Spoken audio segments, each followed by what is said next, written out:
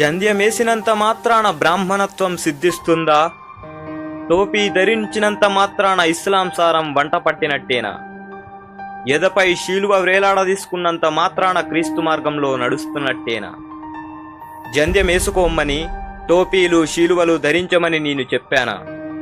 నేను మిమ్మల్ని మీకోసం ప్రకృతిని సృష్టిస్తే మీరు ఇష్టానుసారం కుల మతాలను సృష్టించుకొని చంపుకుంటూ చివరికి నా కోసమే అని సమర్థించుకుంటారా? మీ అవసరాలకు విలాసాలకు ప్రకృతిని నాశనం చేసి విలయాలకు బాధ్యుని నేనంటూ నన్ను ఆడిపోసుకుంటారా? దీక్షలు తీసుకోమని నేను చెప్పానా? కడుపులు కాల్చుకోమని నేను చెప్పానా?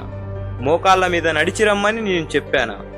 మీలో ఉన్న నన్ను కనుగొనలేక గుళ్ళల్లో, మసీదుల్లో, చర్చుల్లో వెతుకుతున్నారు. మీ తల్లిదండ్రులలో నన్ను చూసుకోమని చెప్పాను, చెప్పింది మాత్రం చెయ్యరు.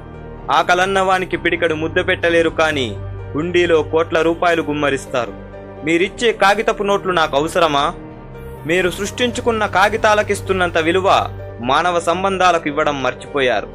ఎప్పటికైనా మీరు నా దగ్గరికి రావలసిన వారే అన్న స్పృహ లేకుండా బ్రతుకుతున్నారు.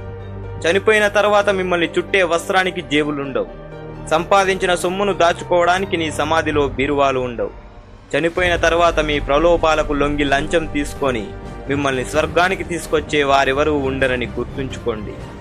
మిమ్మల్ని సృష్టించి తప్పు చేసి మీ చేతిలో ఆటబొమ్మనయ్యాను.